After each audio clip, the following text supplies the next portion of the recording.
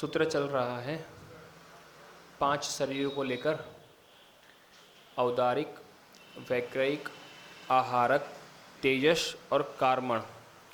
ये 5 शरीर होते हैं और एक साथ में 4 शरीर कह दिए, वो भी 4 शरीर भी कह दिए और उसमें भी वो 4 शरीर मनुष्य पर्याय में ही हो सकते हैं, अन्य पर्यायों में नहीं हो सकते। अगर देव या नारकी होगा तो उसको वैक्रयिक, तेजस और कार्मण ये 3 रहेंगे, और तिर्यंश होगा तो उसको औदारिक, तेजस और कार्मण। और मनुष्य पर्याय में भी इनिशियल लेवल में तो 3 ही होते हैं, लेकिन रिद्धि प्रकट होने के बाद में आहारक शरीर, कोई जिज्ञासा होती है तो उनके शरीर में से आहारक पुतला निकलता है। केवली भगवान के नज़दीक जाकर वो अपनी जिज्ञासा का समाधान करके आ जाएगा, ठीक है ना। इस प्रकार से ये निकलता है 6ठे 7वें गुण स्थानवर्ती मुनिराज के। अब एक सवाल है यहाँ पर, तेजस शरीर और तेजस पुतला 2 चीज है। तेजस शरीर तो प्रत्येक के साथ रहता है, लेकिन तेजस पुतला 2 प्रकार का, शुभ और अशुभ। जैसे आहारक पुतला निकलता है ना शरीर में से, वैसे ही तेजस पुतला भी निकलता है। शुभ निकलेगा दाहिनी ओर से और हंस के आकार से, सफ़ेद बिल्कुल श्वेत, और अशुभ निकलेगा बाहिनी ओर से बिलाव के आकार का, सिंदूरी कलर का। कहीं पर दुर्भिक्ष हो रहा है, बीमारी आदि व्याधि फैली हुई है, तो करुणा करके भगवान मुनिराज को जब करुणा उत्पन्न होती है मन में, तो वो 108 योजन 12 गुने 9 योजन के क्षेत्रफल के अंदर जितनी भी दुर्भिक्ष है, जितनी भी बीमारी है, तकलीफ़ें है, सबको दूर कर देगा। और अगर मुनिराज क्रोधासक्त हो जाए, द्विपायन मुनि का किस्सा आपने सबने सुना ही है, तो वहाँ पर भी 12 गुने 9 108 योजन के क्षेत्रफल के अंदर वो आग लगा के उस जमीन को भस्मीभूत कर देगा। और जब वो वहाँ से लौटेगा तो जिन मुनिराज के वहाँ से निकला था वापस प्रवेश करने जाएगा तो मुनिराज को भी साथ में भस्म कर देगा। ये निश्चित है, वो पुतला चाहे आहारक हो चाहे तेजस हो, जिसके शरीर में से निकला है उसके शरीर में पुनः लौटेगा, लौटेगा और लौटेगा। आहारक जाएगा भगवान से शंका का समाधान करके वापस आके, तेजस जाएगा शुभ होगा दुर्भिक्ष दूर करके वापस आएगा, अशुभ होगा क्रोधास्तक्त होके नुकसान पहुंचा के वापस आएगा। ठीक है ना। तो ये तो हो गया 5 शरीर का वर्णन। अब इसमें से जो औदारिक शरीर है वो गर्भज जन्म वाले और समूर्छन वालों को, और वैक्रयिक शरीर वालों को उपपाद जन्म मिलता है, ठीक है ना। जरायु, जांडज और पोतज ये आ गए तीनों आपके गर्भज के अंदर, और समूर्छन वालों को भी सबको औदारिक शरीर प्राप्त होगा, और वैक्रयिक शरीर मिलेगा देव और नारकियों को जो उपपाद जन्म लेंगे। देवों का शुभ वैक्रयिक है और नारकियों का अशुभ वैक्रयिक है। अब वहाँ पर वैक्रयिक शरीर इस अपेक्षा से कहा कि देवता लोग अपने शरीर के माध्यम से पृथक विक्रिया कर लेते हैं, वो अपने विमान में ही रहेंगे और भगवान के कल्याणकों में जा रहे हैं, नरक में जा रहे हैं, या किसी को संबोधन करने जा रहे हैं, पर उनका शरीर, मूल शरीर तो उनके विमान में ही रहेगा, इसीलिए उनको पृथक विक्रिया कह दिया। और नारकियों के अपृथक विक्रिया होती है, वो एक दूसरे को जब प्रताड़ित करते हैं ना, तो अपने शरीर को अलग नहीं कर सकते, अपने हाथ की तलवार बना ली, अपने हाथ से ही असीपत्र बना लिया, वो अपने शरीर को मूल शरीर से अलग विक्रिया नहीं कर सकते, इसलिए उनको अपृथक विक्रिया कह दिया, ठीक है ना।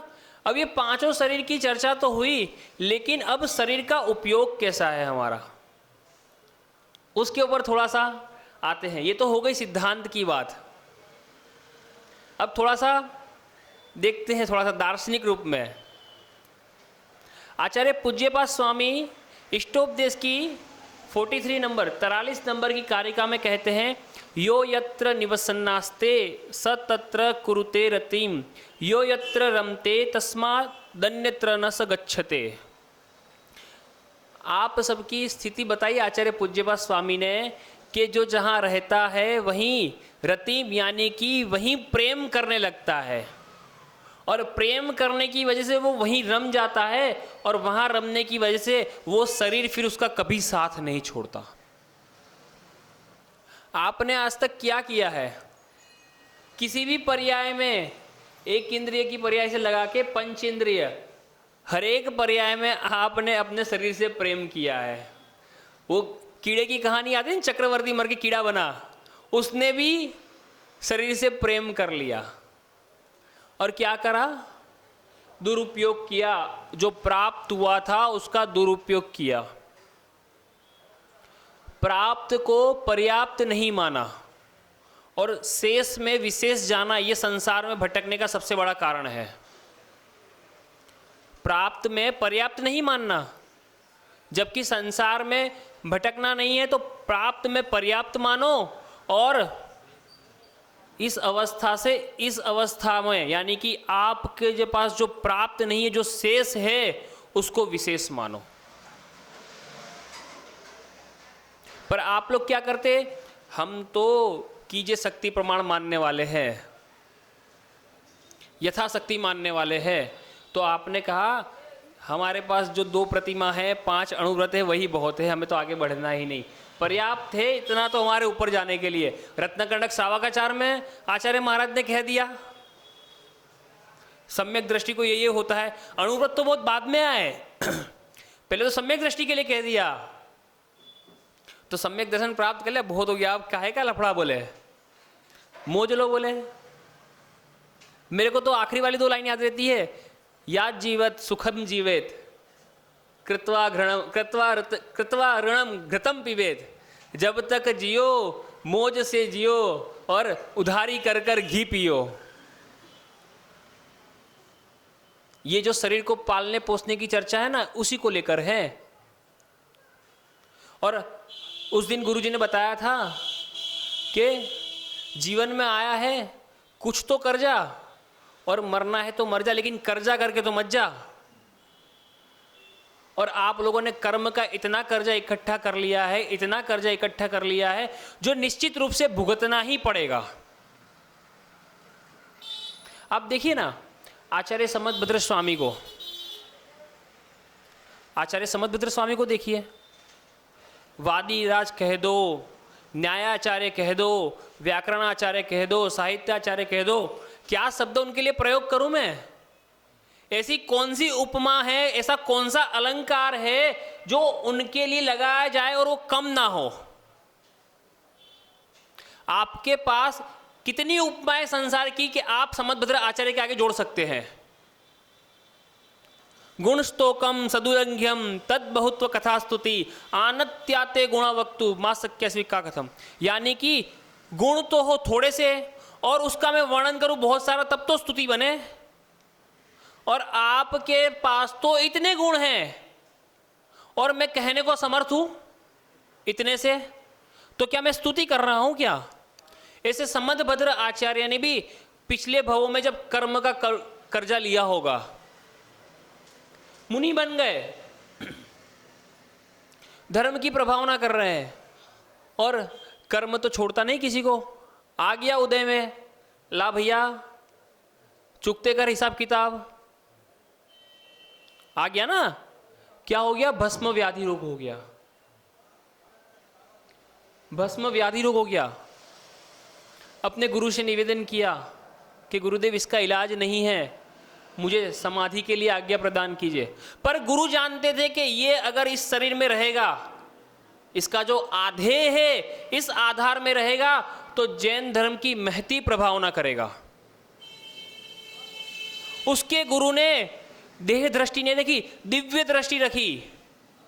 देह को संभाला, पर पहले देही को संभाल के, क्योंकि अगर ये देही संसार में रहा ना, तो संसार में जैन धर्म की बहुत प्रभावना करेंगे। पर आप लोगों की दृष्टि कहां रहती है? केवल देह के ऊपर। कि हम तो संसार में मौज मार रहे हैं और मुनि महाराज भी संसार में मौज मारे। मुनि महाराज भी मारे, काहे को सब रगड़ों में गिरते हैं। उस दिन भी कहा था जिसकी बहुमत होगी वो जीतेगा। हम 2 आप 200, तो बहुमत तो आपकी है ना। पर अब देखिए समदभद्र स्वामी का सम्यक दर्शन, उनके गुरु की दृष्टि को देखिए आप। शरीर का क्या उपयोग उन्होंने किया अपने जीवन में, वाकई में मतलब कोई तोड़ नहीं, कोई मुकाबला नहीं जिस चीज का। आप लोगों ने पूरी कहानी जानी होगी, लेकिन जब राजा के द्वारा पकड़े गए भोजन करते हुए, कि स्वयं ही भोजन करते हैं, तब भी शरीर खोने के डर से घबराए नहीं। बोले ये कट जाएगा, झुकेगा नहीं, और जहां झुकेगा निश्चित जिनेंद्र देव होंगे। तो स्वीकार कर लिया, यह शरीर का उपयोग था, स्वीकार कर लिया। बोले अगर मैं झुका और ना निकले ना, तुम मेरी गर्दन काट देना। क्योंकि विश्वास था, अपने सम्यक दर्शन पे विश्वास था, स्वयं पे विश्वास था। देवा अभी तस् पणमंती जस्से धम्मो सयावण। जिसके मन में धर्म होता है उसको देवता आकर भी नमस्कार करते हैं। तब फिर वो तो शुद्ध सम्यक दृष्टि, शरीर की तरफ दृष्टि नहीं, केवल शरीर का उपयोग खराब ना हो, इसके माध्यम से धर्म की प्रभाव ना हो पाए, इसके लिए गुरु ने समाधि नहीं लेने दी। इसके लिए गुरु ने समाधि नहीं लेने दी। गुरु ने कहा जाके इलाज करवा,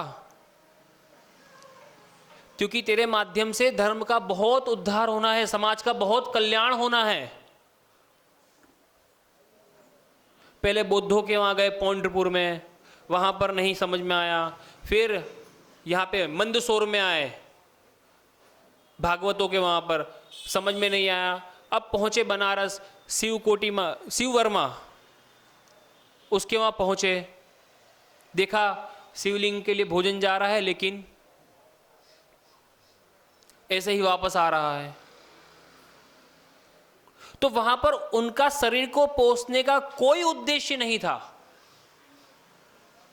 उनको गुरु ने कहा था कि तेरे द्वारा, तेरे इस शरीर के द्वारा जैन धर्म की बहुत प्रभावना हो सकती है, इसलिए इस शरीर की स्थिति बनाए रख और अपने रोग को जैसे हो वैसे दूर कर। पर आपके इस शरीर का उपयोग क्या है? क्या आप प्रभावना कर रहे हैं जैन धर्म की? क्या ऐसा कोई कार्य किया कि आप मुंडी ऊपर करके चल सके?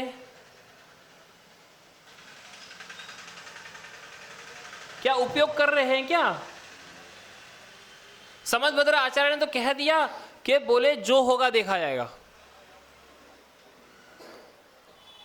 और देखो वाकई में उनके सम्यक दर्शन की, उनके शरीर के उपयोग की महत्ता देखिए कि रात को देवी को आना पड़ा कि बोले इस जीव को प्रकट हो गई कि बोले नहीं, आप जो कर रहे हो बिल्कुल ठीक कर रहे हो, जो कह रहे हो बिल्कुल ठीक है, और जैसा आपने कहा है वैसा ही होगा। आप सिर झुकाएंगे और जिनेंद्र भगवान की प्रतिमा प्रकट होगी। बस आप तो स्वयं भुआ भूत हिते भूतले लेकर भगवान 24 तीर्थंकर भगवान की स्तुति तैयार कर ले, भगवान का स्तवन कर ले और होगा। और हुआ भी। देखिए आचार्य समदभद्र स्वामी ने ऋषभनाथ भगवान की स्तुति से लगाकर सुपार्षद भगवान की स्तुति तक कहीं पर भी भगवान को नमस्कार नहीं किया। पर 8वें भगवान की स्तुति पड़ी, चंद्रप्रभ भगवान की, वहां पर कहा चंद्र प्रभम चंद्र मरीचि गौरम चंद्रम द्वितीयम जगतीव कांतम वंदे भी वंद्यम महताम शिंदम जिनम जित श्वांत कषाय वंदे। और नमस्कार किया, वंदे भी वंद्यम कहा कि मैं भी वंदना करता हूं किनकी? जिनको सत्य इंद्र नमस्कार करते हैं, 3 लोग नमस्कार करता है, ऐसे अद्वितीय चंद्रमा को। वो चंद्रमा तो है पर आप जैसा चंद्रमा इस संसार में नहीं है। ऐसे चंद्रमा को मैं नमस्कार करता हूं। ये था सम्यक दर्शन, ये था शरीर का उपयोग। पर आप लोग कहां लगे हुए हो? शरीर को पोस रहे हो और आत्मा आत्मा चिल्ला रहे हो और कह रहे हो हम शुद्ध सम्यक दृष्टि है। अगर सम्यक दर्शन हो जाए ना तो शरीर की तरफ दृष्टि ही नहीं जाए, शरीर की तरफ दृष्टि ही नहीं जाए। और आपने शरीर से कभी दृष्टि को हटाया ही नहीं है, आज तक नहीं हटाया। अभी कहा ना, आप अंत समय तक सोचते हो ये शरीर ना छूटे, ये शरीर ना छूटे, इसलिए ये शरीर तो छूट रहा है लेकिन दूसरा शरीर तैयार खड़ा है, और दूसरे के आगे तीसरा, तीसरे के आगे चौथा तैयार खड़ा है आपके लिए, क्योंकि आप इसको छोड़ना नहीं चाहते। और ये शरीर नहीं, शरीर ना छूटे, शरीर ना छूटे, आपकी कामना यही है। अभी कहा ये शरीर ना छूटे, आगे कुत्ते के पास जाएंगे तो वो कहेगा ये शरीर ना छूटे, बिल्ली के पास जाएंगे तो वो कहेगा ये शरीर ना छूटे, उल्लू के पास जाएंगे तो वो कहेगा ये शरीर ना छूटे, और निगोद बन जाएंगे तब कहेंगे ये शरीर ना छूटे। केवल नारकी चाहता है कि मेरा शरीर छूट जाए, केवल नारकी चाहता है। और नरक की कोई बात आपको याद आती नहीं, क्योंकि दिखता नहीं यहां पे नरक, यहां पे नरक दिखता नहीं, इसलिए आपको याद नहीं आती नरक की बात। इसीलिए आचार्य पूज्यपाद स्वामी ने कहा कि जो जहां रहता है वहीं रति कर लेता है, वहीं रम जाने की वजह से फिर वो शरीर उसको छोड़कर जाने नहीं देता, सिद्ध बनने नहीं देता। क्योंकि आपने इस शरीर में ही रति करी, आपने देह को ही देखा है, देही को देखा ही नहीं। क्यों? क्योंकि अभी सम्यक दर्शन आपके लिए बहुत दुर्लभ है। और ये निश्चित समझिएगा, जब तक आपकी दृष्टि अपने शरीर के पालन पोषण में, देह में रहेगी, वहां तक आप कितना ही चिल्ला लो सम्यक दर्शन, सम्यक दर्शन, सम्यक दर्शन, नहीं होगा, नहीं होगा। लिख लीजिए, चर्चा मोक्ष शास्त्र की चल रही है, मोक्ष के बारे में ही चलेगी, और सम्यक दर्शन के बिना आप मोक्ष मार्ग पर आगे नहीं बढ़ पाएंगे। क्योंकि सम्यक दर्शन ज्ञान चारित्राणी मोक्ष मार्ग, पर आपकी दृष्टि कहां है वो आप स्वयं विचार करें। आचार्य समदभद्र की दृष्टि कहां थी, उन्होंने देख लिया, तभी तो आपने कहा। आज तक देखिए, कुंद कुंद हुए, उमा स्वामी हुए, वीरसेन हुए, भूतबली, पुष्पदंत, सठखंडागम के रचिता धरसेन आचार्य हुए, यति वृषभ हुए, कितने ही आचार्य हो गए, किसी के लिए नहीं कहा गया कि ये भविष्य में तीर्थंकर बनेंगे। लेकिन समदभद्र स्वामी के बारे में सुनते हैं ऐसा कि भविष्य में तीर्थंकर बने। किसी भी आचार्य के लिए नहीं कहा गया कि भविष्य में तीर्थंकर बनेंगे। क्यों सुनते हैं? क्योंकि उनकी दृष्टि वास्तविकता में अपने देह के ऊपर नहीं थी, देही के ऊपर थी। और उनके गुरु ने जो उनको आज्ञा दी थी ना, वो उनके देह को देख के नहीं, देही को देखकर दी थी कि ये जो जीव है ना, ये संसार में सम्यक दर्शन की, जैन धर्म की महती प्रभावना कर सकता है और लोगों को कल्याण, उनके कल्याण के लिए आगे बढ़ा सकता है। अब देखिए ना, अष्टसहस्त्री जैसा ग्रंथ जिसकी शुरुआत देवागम स्रोत से करी आचार्य समदभद्र स्वामी ने, न्याय को, व्याकरण को, कितने गूढ़ रहस्य को लिए हुए है। मैंने कहा ना, क्या उपमा दूं मैं उन्हें, आचार्य समदभद्र स्वामी को क्या उपमा दूं? जहां देखोगे हर क्षेत्र में उनका योगदान है। सबसे पहले द्वादशांग को 4 अनुयोग में आपके सामने सरल प्रकार से प्रस्तुत करने वाले कौन थे? समदभद्र स्वामी थे। समदभद्र स्वामी ही थे ना। हर क्षेत्र में श्रावकों को देख लो, चाहे मुनियों को देख लो, हर एक के लिए जो लिख के गए पत्थर की लकीर है, अगर मानोगे तो। और जिसको नहीं मानना उसके लिए तो फिर कुछ भी लिखते रहते आचार्य लोग, तो हमें क्या है। विचार करें कि हम ये 5 जो सामने लिखे हैं ना, इसको छोड़ना है या इनमें ही रमते रहना है। और अगर इनमें ही रमते रहना है तो आप जो अनादि से करते आए वही करते रहिए, कुछ भी चेंज करने की आवश्यकता नहीं। और अगर इनको छोड़ना है तो अपनी दृष्टि को इस पे से हटा लो। आचार्य उमा स्वामी ने जो सूत्र लिखा वो इसलिए लिखा ताकि आप समझ सके कि शरीर पे से दृष्टि हटाओगे और देही पे जब दृष्टि करोगे, आधे पे जो जिसके आधार पे है उसको ही दृष्टि करोगे ना, तब कुछ बात बनेगी। ठीक है ना? तो सभी लोग प्रयास करें अपने जीवन में जो दृष्टि देह पे है उससे हटके देही पे आए। पर्याय दृष्टि है वो दिव्य दृष्टि, द्रव्य दृष्टि बने। ठीक है ना? बोलिए देवाधिदेव श्री आदिनाथ भगवान की